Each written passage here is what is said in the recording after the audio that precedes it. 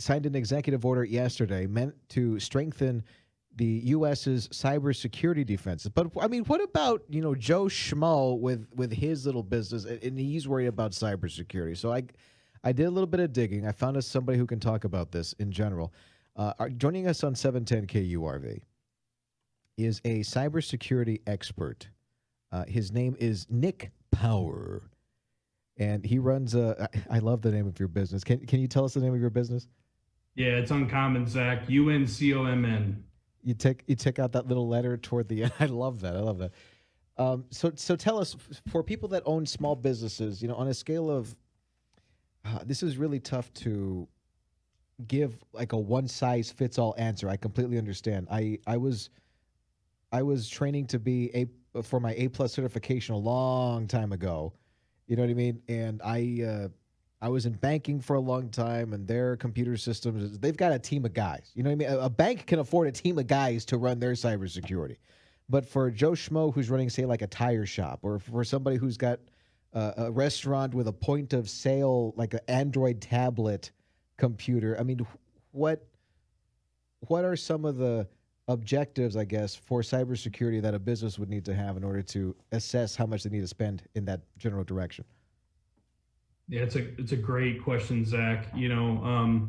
For small businesses, like you said, there's a big range of what is the art of their normal operations. When you're looking at, there's a lot of companies today that actually leverage things like the G Suite, Google Suite of applications. They use Gmail, they use Google file storage and things like that. And those are actually great tools, especially the file storage side of that, because it has an online backup capability with version control that if something went sideways, they would actually have to try to run their viruses and ransomware on Google servers. And so that stuff's not going to happen on those types of things.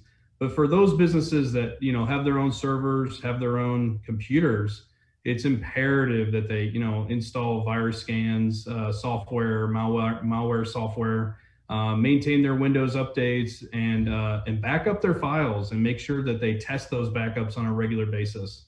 To you and I, that sounds like pretty basic stuff.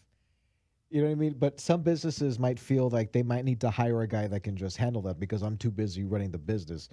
It can be tough to do these regular daily maintenance things, the Windows updates, the antivirus software. What are some of the pit? Oh, actually, no, that's not a question. The question is, even if you were to do a lot of these things, if somebody really wants inside your computer, they can still get into your computer, right? I mean, that's a loaded question, Zach.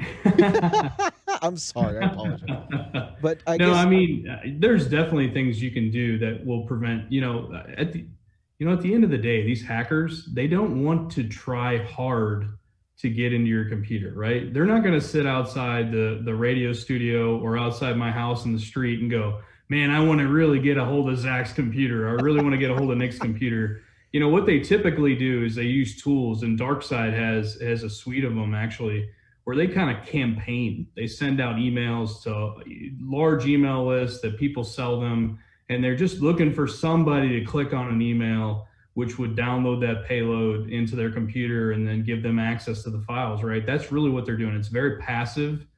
In most cases, I won't say that with Colonial. Colonial was a targeted attack. In fact, DarkSide now requires people using their platform. They have a ransomware as a service platform to ask the owners of DarkSide if they can use the platform to attack somebody. They have to build a business case. They need permission. And then DarkSide approves them to go and use their tools to attack that person. They have a money sharing kind of aspect of, look, we'll share so much of money and so with the person doing the attack, and obviously the people that own the tools.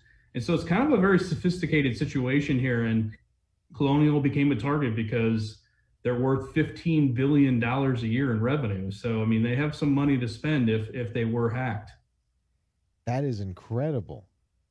So joining us on 710 KURV, your 956 drive home, we're talking about cybersecurity, and our guest is Nick Powers from UNCOMN, which is a cybersecurity company. Now, let's talk about social engineering. The weak links of your network are your employees in a lot of ways.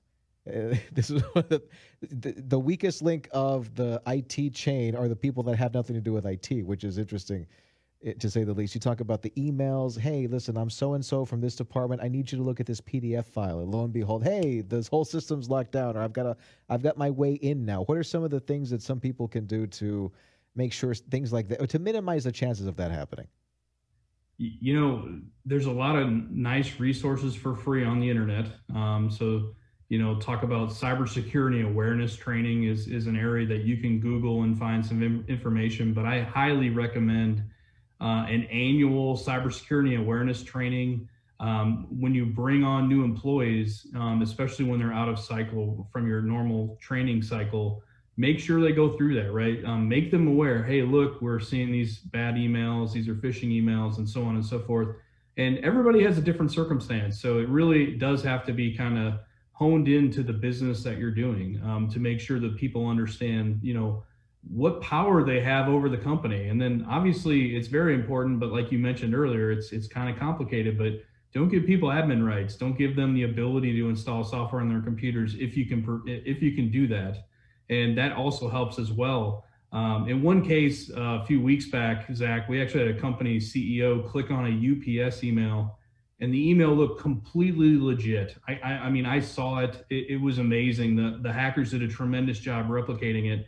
And so that owner just clicked right on the, find my package link or whatever it was on there. But if you hover over it, you could see it wasn't going to ups.com. It was going to some random URL. And when he clicked on it, because he was the owner of the company, he had access to everything, and it downloaded that ransomware and it went wild. Whoa, that's scary, because I've seen emails like that too, and it's interesting because I see little pop up ads on Facebook sometimes for companies that I know are fake, that are trying to sell, like, sunglasses. Like, hey, get Ray-Bans for $30. They were 150, but they're on sale. Yeah, I know those are completely fake, but I mean, people fall for these things all the time. These guys go through a lot of trouble to make their websites look legit, and I mean, there aren't very many tools to combat that aside from just common sense. How do you train people for for situations that you should think are common sense, but in some cases they're not? Yeah, I mean, that goes back to that awareness training, right? Talking Yeah. about hovering over a link, don't click on a link. If you get an email that you don't expect, there's probably a reason for that.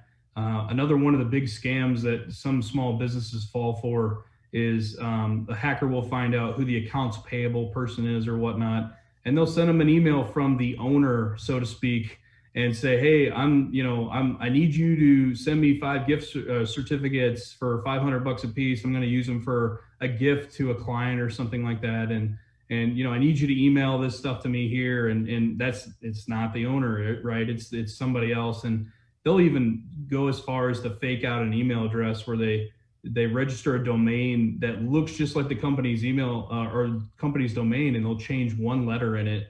And so to the naked eye, when you're not really paying attention, it just looks like, oh yeah, that's legitimately the owner's email address, but it's not. And so there's just a lot of little nuances that need to be paid, you need to pay attention to nowadays. Our guest on 710 KURV, we're talking about cybersecurity with Nick Powers of UNCOMN.com.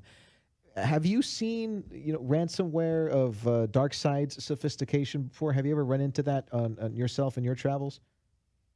Not at that level. It's incredible what DarkSide can do. It's roughly only about a year old of kind of a conglomerate. What is believed, and there's only so much you can do not being somebody that works for the FBI or some of the big cybersecurity firms like FireEye and so on and so forth, that are great companies and great organizations and have a lot more information. But what it appears to have happened is, over the last couple of years, a bunch of guys, other types of folks, came together that had these tools, and they decided to put it together in a platform last year, and then start selling it as a ransomware as a platform, ransomware as a service type of offering. And so I haven't seen it at that level of sophistication with the amount of tools that you can use. They actually have an email campaign capability. If people don't pay the ransom, they can actually initiate denial of service attacks to put additional pressure on the company. It's incredible what's coming together. What we typically see is the random email campaigns. Small businesses click on something, they get ransomware. If they don't have backups, typically they pay a ransom between $500 and $1,000. They get the decryption key. Once we get all the files decrypted, then you just, make sure they don't do it again. You clean everything out to make sure there's nothing left over. Sometimes you'll get that decryption key and they'll still hide something in the background so they can continue to steal your data and whatnot. So you got to do a really good scrub of your equipment to make sure that that's not there. Whoa. We were mentioning during our phone call around lunchtime today, we had mentioned President Joe Biden's new executive order from yesterday meant to strengthen cybersecurity defenses here in the country. How big do you think the hole is compared to some other places, like China and say South Korea and, India, Russia, those places that are kind of on the more sophisticated end of things? Yeah, I don't know how we compare exactly to those countries as far as the amount of cybersecurity we have. I looked at Biden's executive order. I was excited to see him take action, right? You want to see a president take action and initiate things. And I will say that a lot of what's in that executive order, a lot of government agencies are already kind of on the roadmap to do. Multi-factor authentication is one of them. He talks a little bit about zero trust in there.